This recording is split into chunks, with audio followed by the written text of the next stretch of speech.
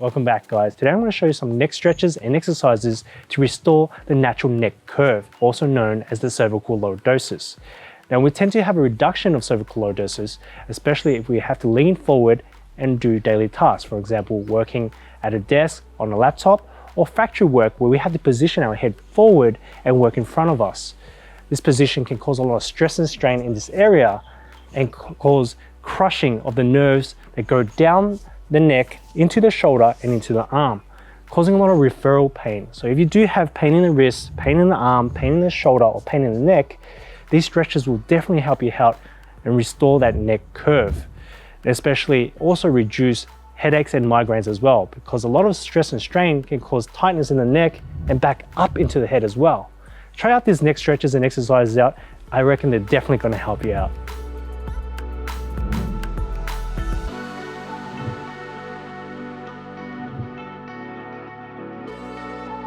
Passive towel mobilizations with rotation.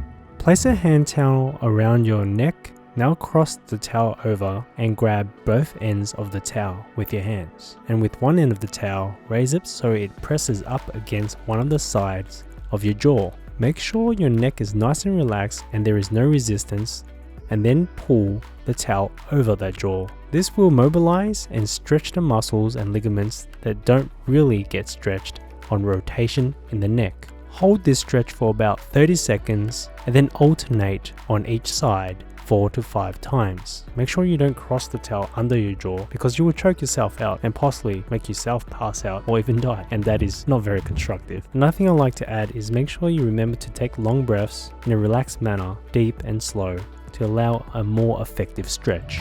Neck flexion and extension mobilizations. Grab both ends of the towel and allow the weight of your arms to pull the towel down. This will add pressure from the behind of the neck from the towel towards the front. This will promote cervical lordosis, which is a natural curve that you have in your neck in the cervical spine. Now with gentle pressure from the towel, flex your neck back and forth in a controlled manner. This will mobilize and open up the cervical spine and promote movement where there isn't much movement before, especially in the mid-cervical where there is a lot of stress and strain that is caused by the weight of the skull. For this exercise, do about 20 to 30 reps at one position and move it slightly up from the base of your skull and repeat the process again. Do this 3 to 4 times at each position. Remember, this is not an exercise, so your neck shouldn't feel sore or you shouldn't feel your muscles in your neck get sore. This is a mobilization technique. So you should feel a slight stretch or only a little bit of movement that changes in your neck. You might hear some cracks or pops, but this is perfectly normal. If you want to get more of a dynamic resistance from this exercise, I highly recommend you use a power band.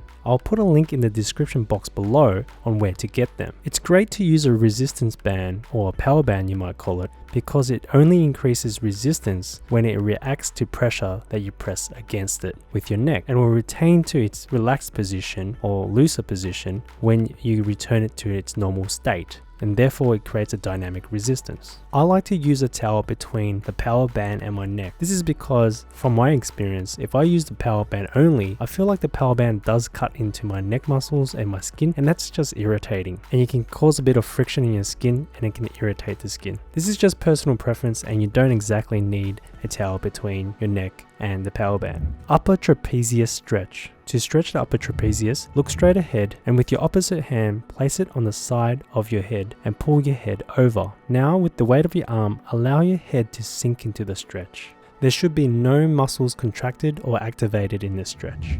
We are trying to create a stretch in the muscles, ligaments, and opening any of the spaces between each vertebrae in your spine to create space for the nerves to flow through freely and reduce any impingement along the way that could cause referral pain from the neck down into your hands. For each stretch, hold it for 8 long breaths and alternate both sides 4 to 5 times. Now with each stretch, I would like you to exhale nice and slow and allow your shoulders to melt into the stretch. This will increase the stretch.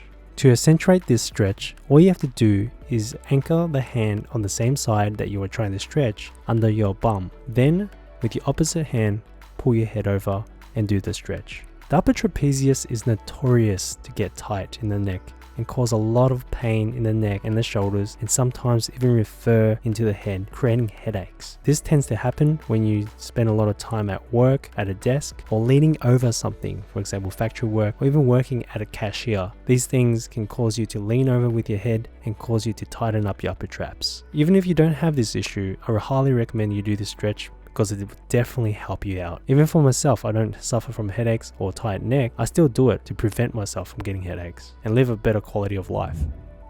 Levator SCAP stretch. To stretch the Levator SCAP, turn your head away from the side that you are trying to stretch, and then place the hand on the opposite side behind your head and allow the weight of the arm to pull your head down. This will create a stretch in the Levator SCAP muscle. Because this position kind of looks like sniffing your armpit, I like to mention to my patients to allow them to remember this position.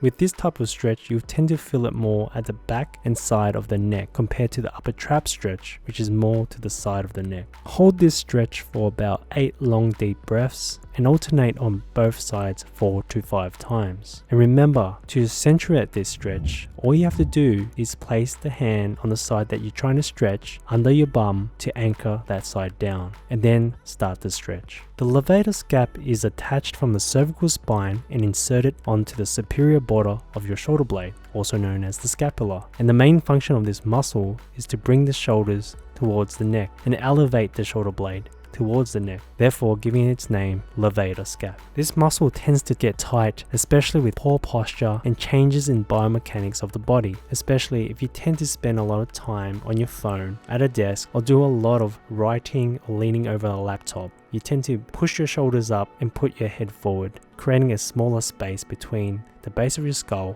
and your shoulders. Therefore, this muscle gets tightened. It's really important to do this type of stretch to prevent you from degenerative change, for example arthritis or pain in the neck or even headaches in the future. Once again guys, thanks for watching. Now if you do have tight forearm muscles that could be referring pain down into the wrist, check out my wrist stretches video out. Now if you do have pain in the shoulders from the upper traps and referring pain into the neck and into the head causing headaches, check out my upper trap release video. Remember to support my channel, hit subscribe, hit like, comment below if you have any questions, and I'll see you guys in the next one.